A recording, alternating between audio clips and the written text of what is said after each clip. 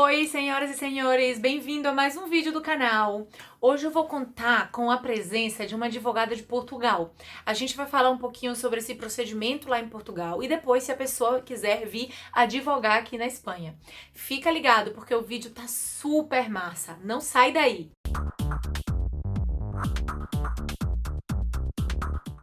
Oi, gente, como eu prometi, hoje eu trago a doutora Rafaela, que trabalha como advogada lá em Portugal e vai explicar para a gente um pouquinho mais sobre os procedimentos e trâmites para ser advogado em Portugal.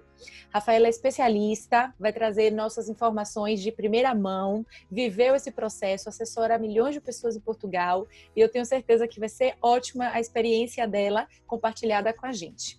Rafaela, muito obrigada por aceitar esse convite. Obrigada pelo seu tempo, por compartilhar com a gente o seu conhecimento e bem-vinda ao canal. Muito obrigada, Amanda. Eu fiquei muito feliz com o convite também. Eu acho que é uma oportunidade que a gente vai ter para interagir, trocar ideias, né? Eu também estou super curiosa sobre algumas coisas relativas à Espanha, então eu acho que vai valer bem a pena essa troca e eu espero que eu possa ajudar aí todo mundo. Com certeza. Rafaela, eu vou começar com uma pergunta clássica que a maioria dos advogados e advogadas brasileiras me perguntam. Quanto tempo eu preciso ter de antecedência antes de efetivamente estar advogando em Portugal para me organizar? Papel, a gente sabe que a burocracia brasileira, né, entre que você pede e tem o papel na mão, pode demorar. Qual é o tempo ideal de antecedência para as pessoas se organizarem para realizar o sonho de advogar em Portugal ou na Europa? Então, Amanda, nem é tanto assim, tá? Se você parar para pensar. Porque o processo aqui em Portugal, ele demora... o que a ordem pede são 90 dias úteis. Então, ele demora de 3 a 5 meses na prática. No Brasil, para providenciar os documentos, não é tão demorado. Por quê? A maior parte da documentação vai ser obtida na Ordem dos Advogados do Brasil. E aí, o advogado, né, depois que ele contrata a assessoria, eu sempre falo assim, para as pessoas que me procuram para contratar assessoria, não espeça nenhum documento antes de me contratar. Por quê? Eu já tenho experiência e eu vou saber orientar exatamente sobre os documentos que precisam. E todos os documentos têm prazo de validade. Então, a certidão na ordem, o principal documento é a certidão da Ordem dos Advogados do Brasil. Essa certidão, na verdade, vai ser uma cópia integral do seu processo de inscrição na ordem, de quando você deu entrada na Ordem do Brasil. E lá vai vir seu diploma, vai vir seu histórico escolar da época da faculdade, e vai vir a certidão de que você está quite com as cotas, vai vir a certidão de que você não responde a nenhum processo administrativo disciplinar. Enfim, vai vir tudo. E quando vem essa certidão, quando ela fica pronta, ela tem um prazo de validade de 3 meses. Esse prazo, ele é dado pela própria Ordem do Brasil. E aí, o trâmite, até você enviar por correios, né, do Brasil para cá, e a gente dá a entrada aqui, porque precisam ser feitos outros procedimentos aqui, então fica um período de tempo corrido. Por isso que eu sempre oriento a pessoa a não fazer antes. Então, essa certidão da ordem, óbvio que varia de ordem para ordem, né, porque é estadual no Brasil, mas é 1 semana, 20 dias no máximo para ser expedido. Não demora. Que legal. Aí o outro documento que precisa, que também depende de cartório para cartório, que é a certidão de nascimento. Porque a ordem daqui, ela pede uma certidão de nascimento atual. Então, você tem que expedir uma nova certidão de nascimento. E aí, óbvio, você tem que ver com o seu cartório, né, de registro civil, quanto tempo que leva. Mas, em média, não leva mais que 20 dias para obter esses documentos do Brasil e mandar para cá. E uma vez que esses documentos chegam para você em Portugal, o tempo mais ou menos entre dar a entrada e sair o resultado vai ser 5, 6 meses. Aí o que acontece? Quando a pessoa me contrata, né, e isso aconteceria com outros advogados também que prestam assessoria, a gente precisa tirar o NIF da pessoa, que é como se fosse o CPF, né, que é o número de identificação fiscal. Porque o NIF, ele é necessário para preencher todos os requerimentos que a ordem daqui pede. A gente tem que preencher vários requerimentos. Então, o que eu faço geralmente? A pessoa me contrata, enquanto ela vai pedir as certidões no Brasil, eu já vou tirar o NIF dela aqui. Ah, ótimo. Quando fica pronto um, fica pronto o outro, a gente preenche as declarações. E aí a pessoa, enquanto ela tá me mandando os documentos do Brasil para cá, eu vou também expedir o atestado de registro criminal dela aqui em Portugal, que também é outro requisito da ordem. Tá. E aí dá tempo de fazer tudo meio que casadinho. E aí a gente já dá a entrada na ordem aqui, aí depois só aguardar o prazo mesmo, que é desse de 3 a 5 meses. É uma média de de 5 meses mesmo é o que eu falo, assim, que é certo, né? Que vai sair. Então, poderíamos dizer que mais ou menos em 6 meses o processo estaria concluído, entre começar o procedimento no Brasil e terminar aí. Poxa, Sim. que bacana, legal. Quais são mais ou menos os documentos que a pessoa... Não vou pedir que você faça uma lista completa aqui de jeito nenhum, mas basicamente os documentos que eles precisam. Primeiro, esse processo completo da OAB, Da né? ordem. O que mais? Precisa da certidão de nascimento? 2 certidões de nascimento. São 2 certidões de nascimento que eles pedem para você emitir. O que eu faço para meus clientes aqui eu peço, mas isso é com relação à ordem de Lisboa, tá? Sim. Porque aí cada seccional daqui também, enfim, eu trabalho igual com a de Lisboa. Aqui. A de Lisboa, eles aceitam que eu reconheça uma das cópias. Então, eu peço uma cópia apostilada, a outra eu faço um reconhecimento aqui. Porque aqui em Portugal, é outra coisa muito legal, eu não sei como que é aí na Espanha, aqui em Portugal o advogado ele pode praticar ato notarial. Que legal. Então, eu mesma posso fazer o reconhecimento do documento, da cópia do documento. E aí a pessoa já economiza aí um dinheirinho, né? Legal. Aqui não. Aqui você precisa ir na notaria ou em uma repartição pública. Por exemplo, as universidades estão autorizadas a fazer cópia autenticada, mas o advogado não. Aqui eu acho muito legal isso, porque isso me poupa um tempo. Por exemplo, quando eu vou abrir, nada a ver o assunto, mas quando eu vou abrir empresa, a gente precisa reconhecer várias coisas, eu consigo reconhecer eu mesma tudo. Legal. Poxa, bem interessante mesmo. E esses documentos que eles vão retirar em Portugal, ou perdão, no Brasil, eles precisam da apostila de AIA? Preciso de apostilamento, sim. Todos, né? Aí, no caso, ou, por exemplo, quando eu faço, né, aí tem que ver com o advogado que a pessoa for contratar para fazer. Quando eu faço, eu peço uma certidão de nascimento apostilada, a outra eu vou lá e reconheço. E a cópia do processo da ordem, apostilado. Basicamente, esses são os documentos principais. O restante é mais cópia da OAB, comprovante de... Que você tem em casa, né? Não é nada muito, não. Os principais são esses documentos mesmo. Você me comentou... Aí... Diga. Pode falar. Você me comentou que precisa... É isso que eu ia perguntar agora. O registro criminal de Portugal precisa também do Brasil? Do Brasil também. Brasil também. Isso. Tá. É interessante, né? Porque realmente não adianta nada não ter nenhum antecedente em Portugal se você tem um antecedente no Brasil. Isso. Lógico. Na verdade, precisa do Brasil, de Portugal, e se você tiver morado em outro país por mais de um ano também. Certo. Tá. Pode acontecer, né? Alguém que passou um ano... Sim. Muitos brasileiros passam um ano na Irlanda como um ano sabático. Eu mesma morei 2 anos na Irlanda, então... Ótimo, perfeito. Quanto custa o procedimento, mais ou menos uma média de custo desse procedimento, considerando taxa que você teria que pagar para a OAB, taxa da OA, custo talvez com o próprio apostilamento, né, que varia de estado para estado? O processo da Ordem dos Advogados do Brasil não é caro, não me lembro quanto é, mas é R$50, não é nada muito caro. Aí, depois disso, tem um apostilamento, que obviamente varia de estado para estado. É uma média de R$60 por documento, o apostilamento. A certidão de nascimento também varia, né, de cartório para cartório, mas é uma média de R$100 e poucos cada certidão, porque você precisa emitir uma nova. O processo aqui, aí você tem que pagar o correio, né, que é uma coisa que também tem que contar. Tem que ser um correio certificado, né? Pelo menos uns R$200 vai nesse envelope aí do Correios. Eu tive casos recentes de clientes que pagaram R$1.000, tá? Pelo peso dos documentos, né? Pelo correio. Não, eu acho que também varia do local do correio, da modalidade que a pessoa escolheu. Então, assim... Nossa, ufa. Pelo menos o documento vai chegar com segurança, é isso que importa. Imagina perder. E aí, além disso, o processo aqui, a inscrição, né, aqui é uma taxa única de €300, que é pago para a Ordem dos Advogados. Essa é a taxa de inscrição. E depois disso, obviamente, depois que a sua cédula, né, estiver ativa, você vai pagar a anuidade normal, como pagaria no Brasil. Proporcional também, igual no Brasil, né? Se você se inscreve em agosto, ok. Isso. Aqui é um valor... Já posso adiantar isso. Aqui é um valor de mais ou menos €15 mensais. Eu acho que é 16, eu não me lembro exatamente. Mas tem um porém. É €15 mensais a ordem, né? Que você também... É a mesma coisa no Brasil. No começo do ano você pode pagar a cota única com desconto de 10% e tudo mais. Só que aqui tem a previdência obrigatória. Aqui também. E é isso que é o detalhe problema. que afeta. Mais ou menos uma média de custo da previdência obrigatória? Quanto pode custar no ano? Ela eu acho que ela tá saindo €60 por mês. Tá. Mas isso é uma discussão eterna aqui em Portugal, tá? Tem abaixo-assinado rolando, tem advogado querendo entrar com a ação, porque, enfim. Então, eu nem vou entrar muito nesse mérito, não. A ordem em si, né? é 15 euros por mês. Tá, entendi. E você oferece esse serviço de assessoria completa para qualquer advogada que queira se inscrever. Como funciona mais ou menos o seu serviço?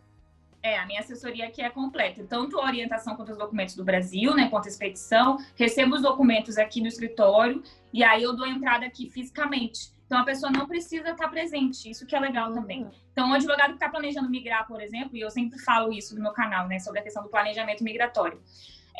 Isso faz parte do planejamento migratório adequado, porque são 5 meses que se a pessoa estiver aqui, ela vai estar no limbo. Sem fazer ela nada, não pode fazer nada.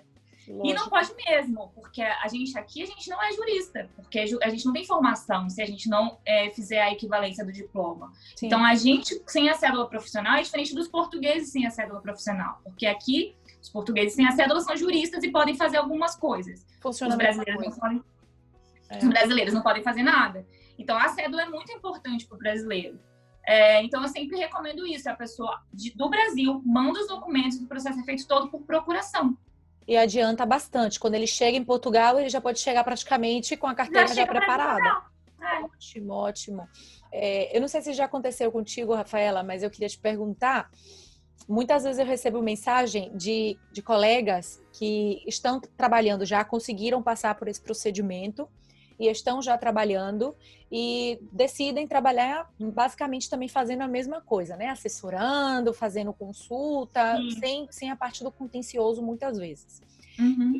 E esses colegas, eles começam a trabalhar e acham que no começo a gente não precisa nem cobrar por ajudar.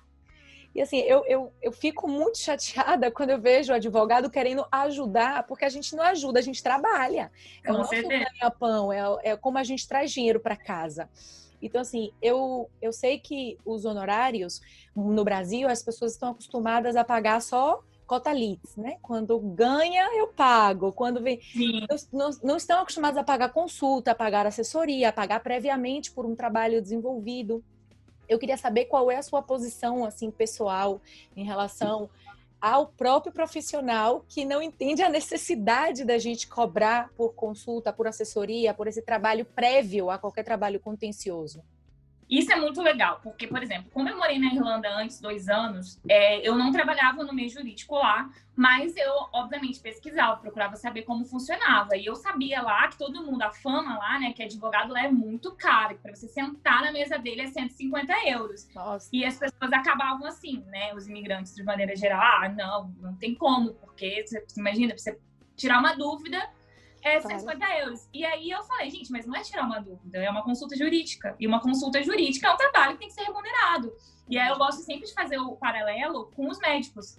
Porque para o médico fica muito claro, você não vai sentar na mesa do médico para tirar uma dúvida sem pagar. É a consulta, aquilo é o trabalho dele. Lógico. Por que com o advogado não é assim? Por que com o advogado as pessoas não percebem que a gente gasta tempo, a gente gasta a nossa energia, é o nosso conhecimento que está ali, né? Lógico. Então tem que ser remunerado. Eu falei outro dia com um cliente sobre um melasma. Eu tô com um melasma aqui.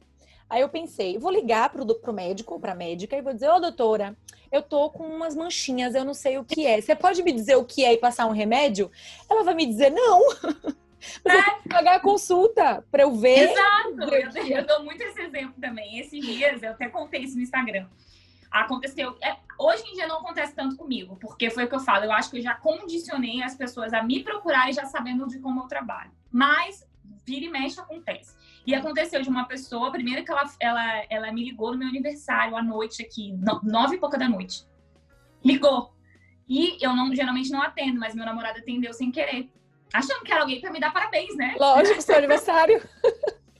E aí, enfim, eu expliquei como era o procedimento e ela começou a me mandar muitos documentos pelo WhatsApp, assim, mandando documento. E eu nem abri os documentos. Aí eu expliquei para ela, olha, eu tô vendo que a senhora tá querendo uma análise documental e análise documental eu só faço por meio de consulta. Se você não é capaz nem de me dizer o que eu preciso, então eu não vou te contratar. Eu falei, Nossa. Então fica à vontade. Infelizmente, não, isso é análise de documento. Obviamente que às vezes nem tudo eu faço uma consulta prévia, por exemplo. Caso de nacionalidade, a pessoa às vezes só quer saber assim, meu bisavô é português, tem direito? Aí eu já pergunto, quem tá vivo? Quem é? É uma coisa bem rápida. Então, isso eu respondo sim uma consulta. Agora, análise documental, que eu vou ter que me debruçar sobre um caso, eu vou ter que estudar o caso específico. É consulta. Eu vou gastar tempo estudando sobre isso. Então, eu acho que é isso que é a valorização profissional, né? Claro. Eu costumo, quando eu recebo um e-mail, se são perguntas assim mais simples, eu costumo responder, mas eu deixo bem claro, essa primeira resposta foi gratuita.